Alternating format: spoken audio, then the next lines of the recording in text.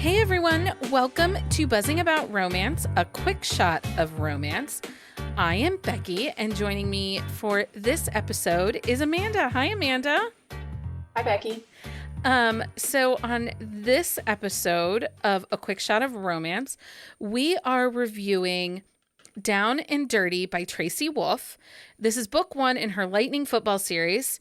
This is a Loveswept series, and it's only a 3-book series, and it also only has 202 pages. It only has 202 pages, but it packs a punch. It really does. This book, I forgot because I read this series years ago, and I forgot how emotional this book was. All I remember is it being it was just a really great, fun, quick story. And I think it's because, one, it has a great meet cute. It does. It has a great meet cute. And it was very spicy. It is very spicy. There's a lot of great banter, but there's a lot of emotion. There's a lot that I was not prepared for. And I should have remembered that because I found Tracy Wolff from her Ethan Frost series, which was a book that published probably within 90 days of 50 Shades of Grey's phenomenon, before book 2 of 50 Shades of Grey came out. Tracy Wolff had a trilogy called her Ethan Frost series, which was very much similar. Billionaire. She was low man on the totem pole working for his bioengineering company. Okay, I've heard about that series, but I haven't read it. It's really great. And I think Tracy Wolff, either lives or is from San Diego, because that book also takes place in San Diego. But that book and series, tons of trigger warnings, guys, and is, tons of content and trigger warnings in the Ethan Frost series. If you're going to read it, message me. Anyway, so back down to Down and Dirty. The release date for this is May 23rd of 2017. It is a sports romance, football, meet cute, instant connection. And I think that Hunter is a cinnamon roll hero. I can see that. I don't think I would have classified him as one without giving it some thought, just because he's very he's kind of antagonistic a little bit to Emerson. So Yeah. I think that just automatically throws the cinnamon roll off my board. Yeah. And he has some walls, he has, So maybe he's more of a stern brunch daddy. Yeah, I was gonna say either crunchy cinnamon roll or a stern brunch daddy. But yeah, I think stern brunch daddy. Yeah, I like it. This is the Lightning series. This is book one. These are interconnected standalones. It is dual first person. Put out percentage 36%. Is there a third act breakup? No, but it has a gut-wrenching dark moment. Yeah, be ready. It will rip your heart out. Content warnings, because this book was published in 2017, before the days of content warnings. So There's nothing in the front of this book, and there is nothing in the blurb. Nope. I had no idea going in. So there is on-page mention of cancer, and there is death of a sibling from the cancer on page. Yes, and it plays out pretty much through a large portion of the book. It's not just a mention here and there. It's a really big part of the plot in this book. It is, which is, I think, why I went cinnamon roll for him a little bit, because the care and the heart that he gives, because he has, so the setup is Hunter is the starting quarterback for the San Diego Lightning. He is the top quarterback in the NFL.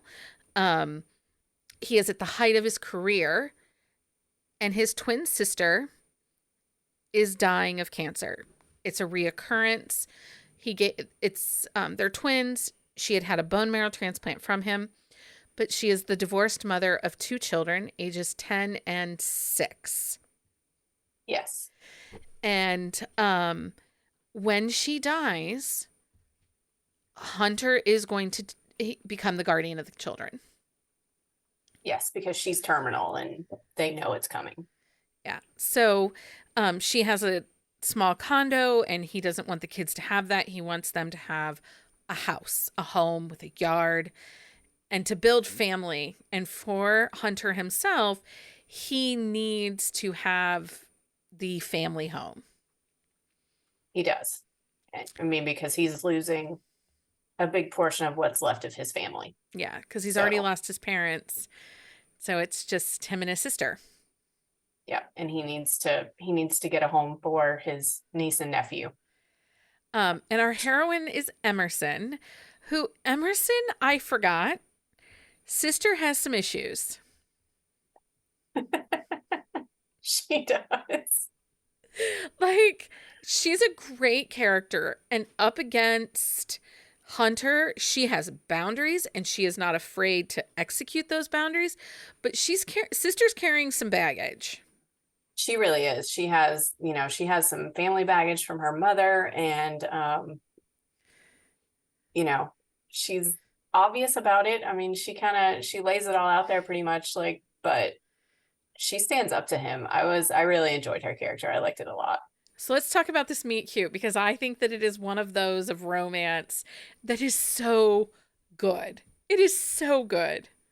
It was fantastic. Like I was like, oh no, that did not just happen. So Emerson is starting her first day as a real estate agent at a very premier high-end real estate agency. She's going to be the receptionist and a trainee for the top real estate and agent and broker. And on her first day, her car dies. Her old car dies. And she That has she to, named Suzanne. who she I names don't know why I Suzanne, remember that, but but she has to take an Uber in, and she's going to be 14 minutes late. And the whole conversation between her and the Uber driver, when he's like, you must breathe and find your inner peace. And I she's was like, you dying. must drive and get me. And it's raining. It's like storming and just raining. Yeah.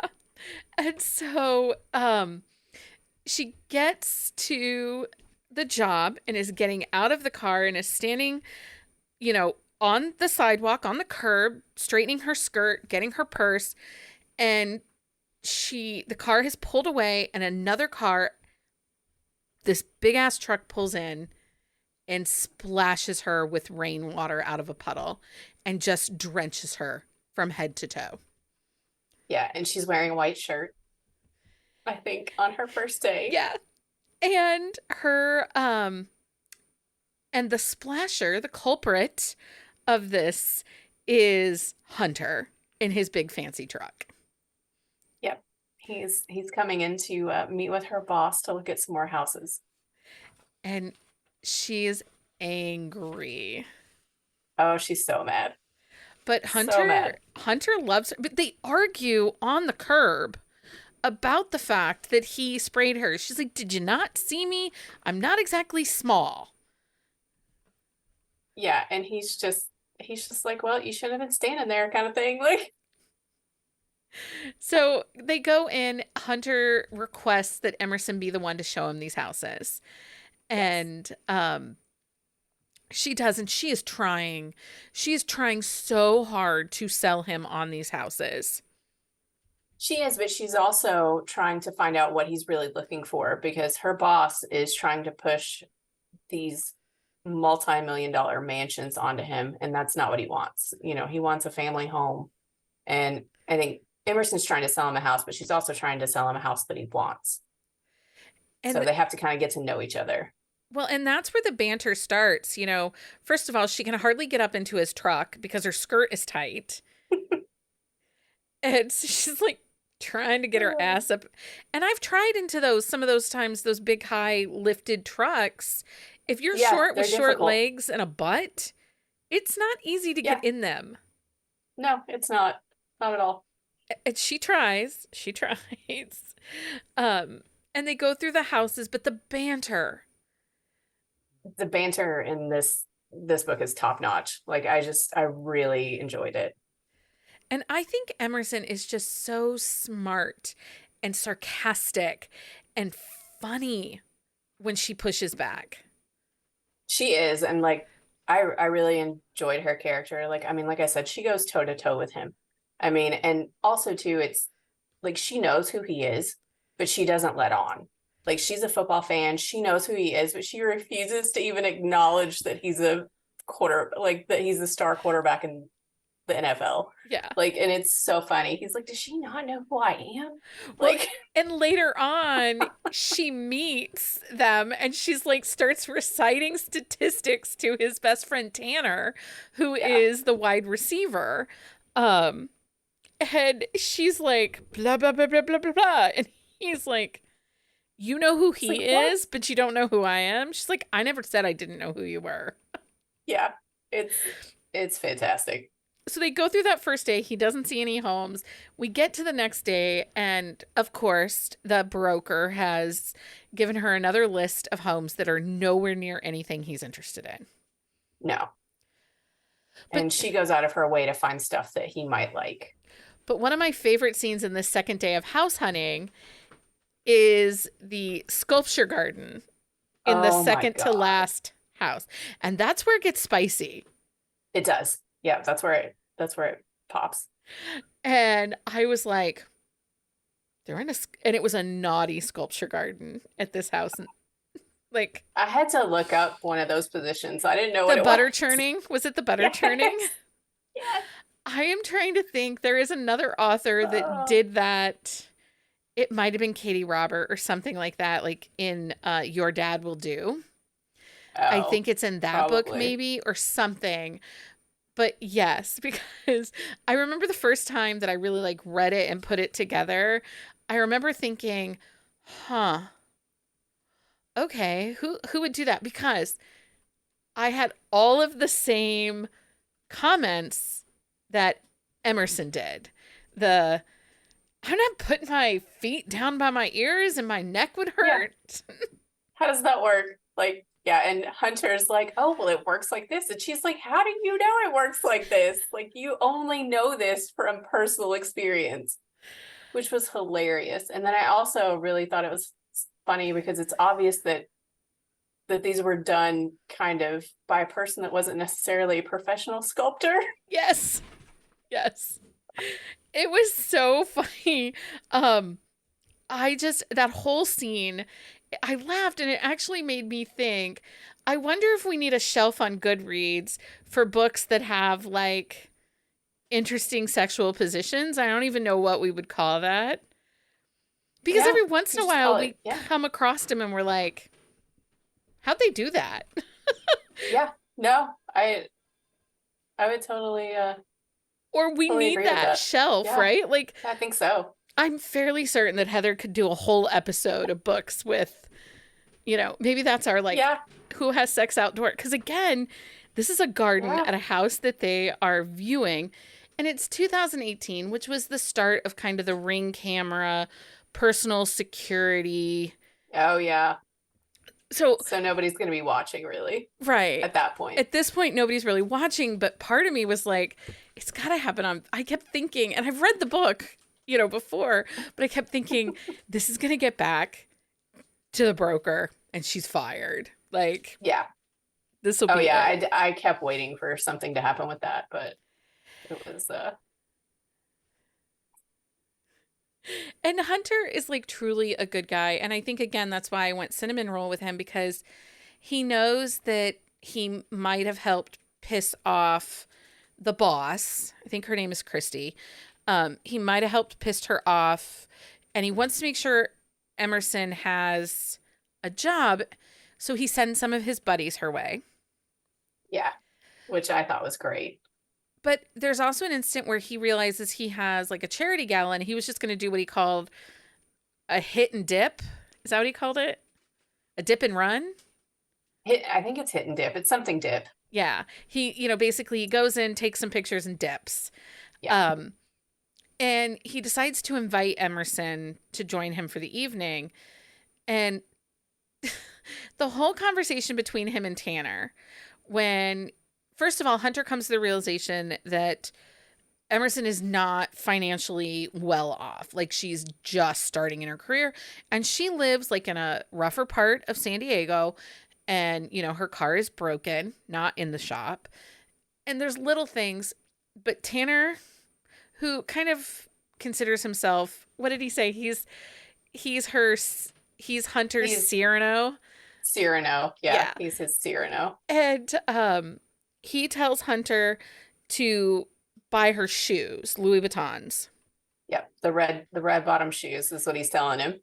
The And Louis, the Lubies. That's what he keeps Lubies. calling them, the Lubies. And Hunter takes that, but then he takes it to an extreme. He goes one step too far. But I love how Emerson, when she saw what was happening, she put her walls up and she has them because of her mother and what her mother's on like her ninth wealthy husband or something like that. Yeah. And she sends everything back. She does. And I think I wrote a note when I was reading it. I was like, she should have just sent the necklace back. Keep the shoes. Keep the shoes and the dress and the lingerie. Yeah. I would have kept the lingerie. Yeah.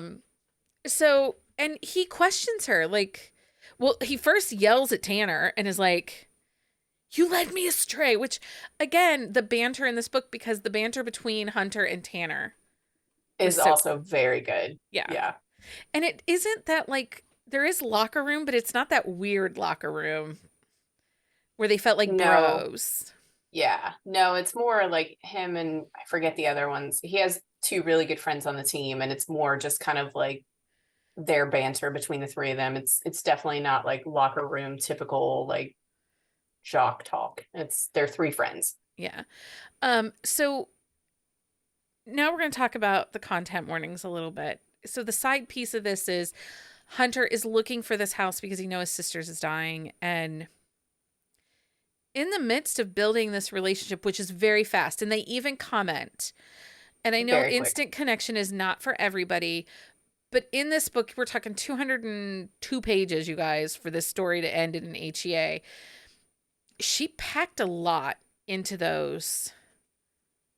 Yeah, it was full of so much stuff. So many things happen, but I don't think it happens in a way that you don't like. It flows very well, even though it happens very quickly.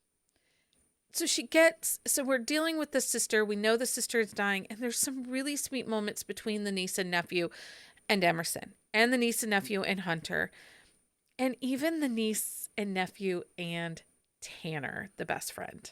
Oh yeah, those were great. Where he's like folding their clothes and yeah, or he's got the pink ribbons in his dreads. Oh yeah, because they were playing Barbie, and apparently the little girl just likes to redress the Barbies. Yeah.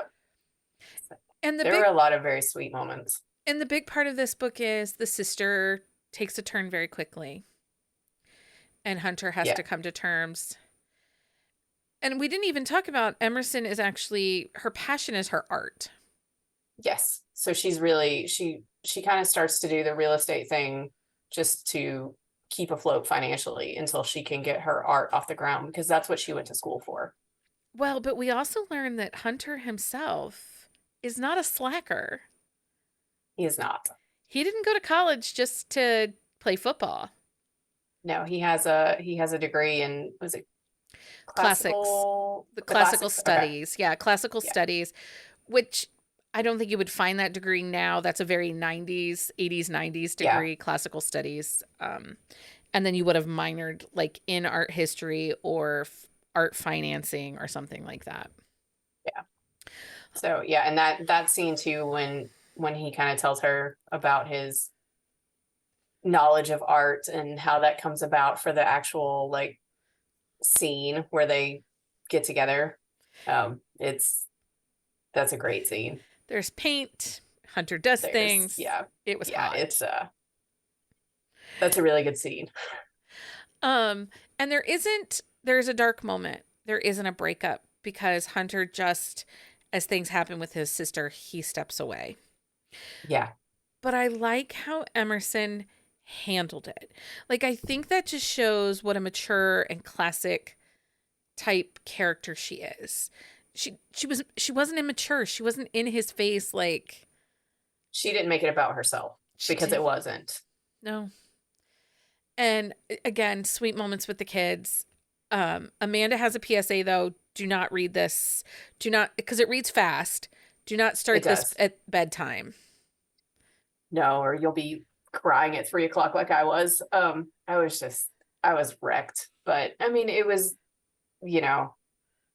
it's definitely worth like reading. I just don't suggest reading it late night. Tracy Wolff does not write much contemporary anymore. She now writes fantasy, YA fantasy mostly.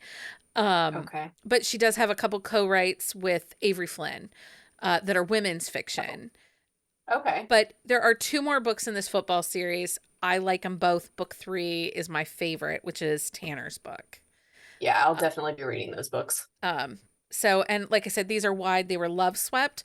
And Loveswept is actually who brought us The Cold Fury by Sawyer Bennett and The Chicago Aces by Kelly Jamieson. And the way Loveswept worked in the mid 2000s is these were only ever available as ebooks. Oh, okay. So you can't find these in paperback. So yeah, and I borrowed this one from the library ebook. Yeah. So yep, you can find them in your library. That's how I found them when I read them back in 2018-19. So but yeah, it's definitely worth a read. Just, be prepared for the emotions. Yeah, and I really, really like Tracy Wolff's writing style. Yeah, this was my first book by her, and I really enjoyed it. So I'll definitely read more. Excellent. Amanda, thanks for hanging out with me and reading Down and Dirty. Sorry for the tears. It's okay. Until next time, everyone, happy reading. Find us on Instagram at Buzzing About Romance or on Twitter at Buzzing Romance. If you like the podcast, please leave a review. If you'd like to support us directly, join the Bookcase and Coffee Patreon and receive exclusive content only available to Patreon members. Check out bookcaseandcoffee.com for our on-the-shelf show notes.